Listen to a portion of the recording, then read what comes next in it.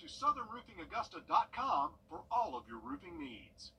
Parker's Kitchen is proud to partner with Wrdw Project to help empower veterans and their families. When you round up at Parker's, we'll make sure to match 25% of your donation to support local veterans.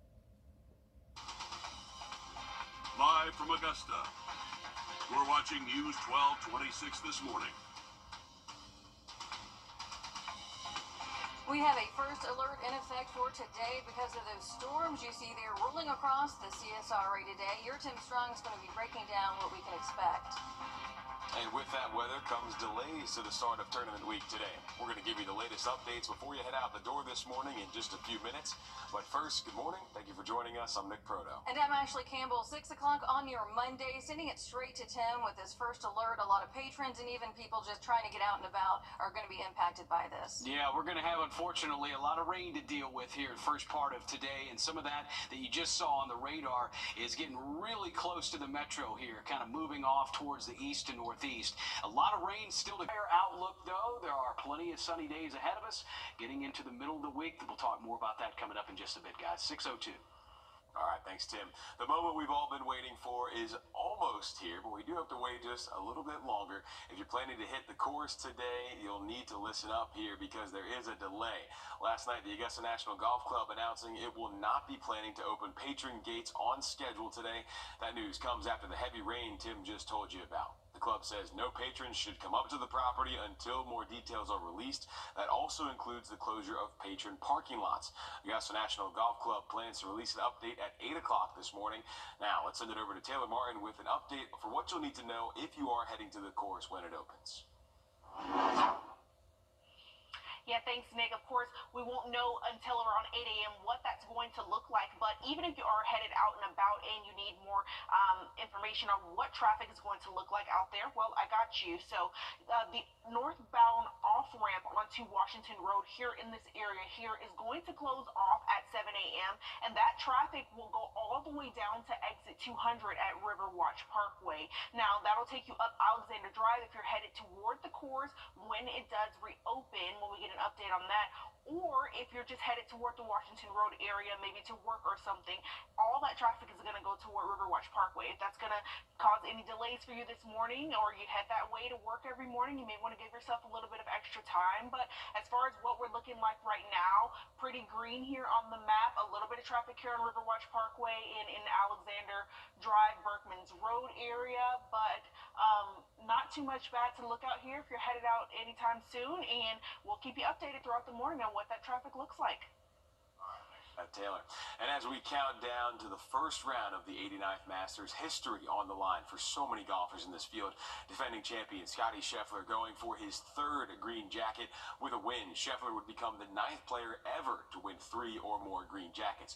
He'd become the 4th player to win back-to-back Masters, the first since Tiger in 01 and 02. Looking to dethrone him, an extremely talented field, including Rory McIlroy once again going for that career Grand Slam. He is 1 green jacket away from becoming the 6th man to win all 4 majors in his career. Xander Schauffele finally got over the major hump last year, winning 2 in 2024. He's got 4 top 10 finishes in 7 career starts at Augusta, and some of the game's top players still chasing that first major. Ludwig Oberg, Patrick Cantlay, Tony Finau, Tommy Fleetwood, Max Homa, Victor Hovland, just to name a few. And we also get ready to say goodbye to one Masters legend. Bernard Langer, the winner of the 1985 and 1993 green jackets, playing his final Masters here in 2025. Put all that together, and we are in for a thrilling tournament starting Thursday morning. All right, and a reminder that when you head to Augusta National this week, there are items that you cannot bring with you, and those include ladders, electronics like cell phones, tablets, and laptops. You also can't bring radios, TVs, selfie sticks, weapons, regardless of whether or not you have a permit. And you cannot bring strollers. If you are planning on bringing a bag or a purse, it cannot be larger than 10 by 10 by 12 inches. Augusta National says that cameras are allowed, but only during the practice rounds. You can bring a chair, but it's got to be folded and have no armrests. Anything rigid with arms and pointed edges is not allowed. The Augusta National Women's Amateur has come to a close, crowning a new champion, Carla Bernat Scooter. She is the first Spaniard to win that tournament, and she was down a shot going into the third and final round Saturday, but shot a 68 to win by a stroke. She shot a 68 in all 3 rounds, giving her the lowest score in tournament history, 12 under par. She says she knew the real tournament didn't start until the second 9 Saturday. She bogeyed 17, needed a par on 18 to avoid a playoff with the young asterisk tally, and that's what you saw right there, no doubt about it. While her crowning achievement came after 18, the 29th ranked amateur knew she had something special approaching the 13th hole, along with her caddy, former Georgia Bulldog golfer Rinko Mitsunaga, and they took a moment together. We were going over the banana that we just ate. What about it? She was like, yeah, the power of the banana, and it's for the par 5. Yeah, I think it was something like that. And then, oh yeah, we were talking about, so my caddy yesterday was a pretty intense caddy. He wanted me to know everything about the golf course, and I mean, he helped me a lot, but he made me putt that putt like 3 times. Like in a row, and I'll be like, okay, he's like, again, like just one more time, yeah. And coming up tonight, we are on your side to help you get ready for the tournament. So join us at 7:30 as we tee off to the Masters.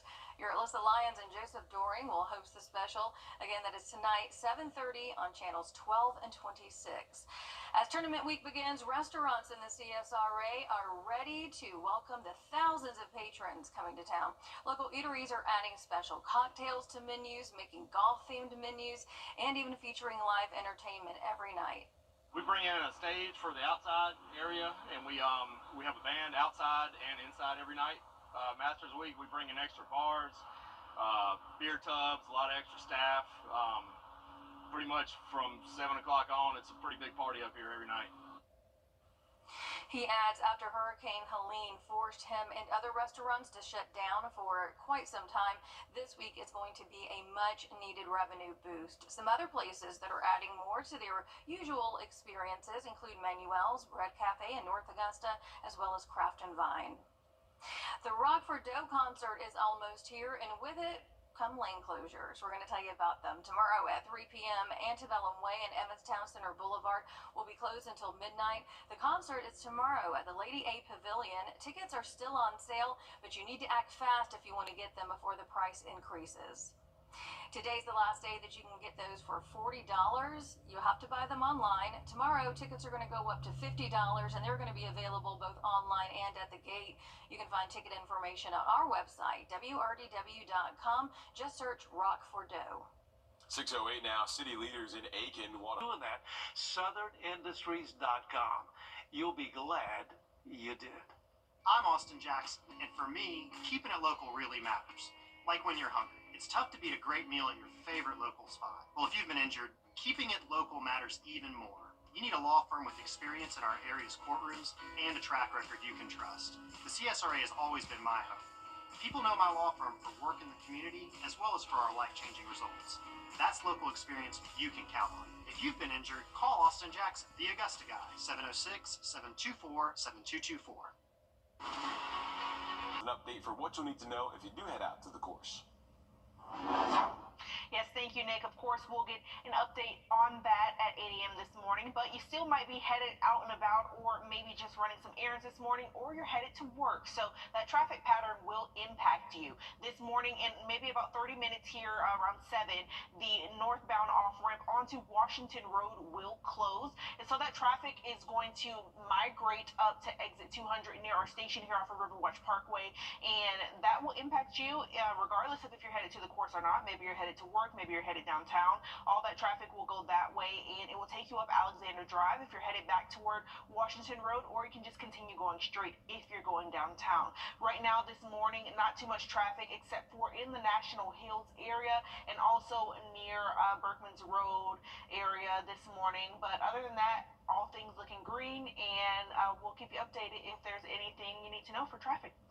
All right, thanks, Taylor. As we count down, we've learned the name of the man whose body was found along Edgefield Highway. Aiken County officials say the victim was a homeless man, 36-year-old Darrell Wheeler. Wheeler's body was found Friday morning on Edgefield Highway near Sassafras Road. Officials say he suffered an injury to the chest. An autopsy is scheduled for this week. Richmond County deputies are looking for this man in connection to a statutory rape case. Deputies say 20-year-old Cameron Robertson is the one wanted here. The incident happened on Bussey Road. If you have any information, call the Richmond County Sheriff's Office. And Grovetown police are looking for this suspect on your screen. Officers say that the man in the picture is wanted in connection to a sexual assault on Saturday at Harlem Tobacco and Vapor on Wrightsboro Road. So if you have any information as to where he may be, call the Grovetown Police Department. A man is dead after a piece of equipment fell on him at work. Orangeburg officials say 23-year-old Juan Lopez was working at DCC Metal Recycling last Thursday in Holly Hill when part of the machine collapsed on him. The coroner says Lopez sustained blunt force trauma to the chest. He was pronounced dead at the scene. The Orangeburg coroner is working with OSHA to investigate that death. Still ahead, changes could be coming in South Carolina to your energy. We're going to take a look at what a new bill could do for you and what it could do to your wallet after the break. First alert continues today for the potential of heavy rain, thunderstorm activity as well. Some could be strong and severe this afternoon. We're looking at sunshine, though. I think that's all what we want. We're going to see plenty of that coming in, starting up back up tomorrow, and a cool down that'll continue all next. Stay with us.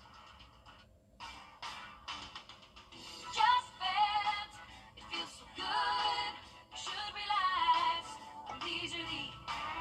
When we were about to tie record highs for about 3 to 4 days in a row, pushing upper 80s. That is not the case. Big drop in temperatures, but I think we'll be able to handle it just fine. Get the rain out of the way. Enjoy the sunshine. 68 to 78 between Tuesday and Thursday. Small chance of rain there on Friday. 646. All right, thanks, Tim. Major legislation just approved at the State House could bring more energy online in the coming years to power South Carolinians' homes and businesses. But it could also mean that you're going to see the cost of your electric bill go up more often. Your South Carolina State House reporter Mary Green has those details.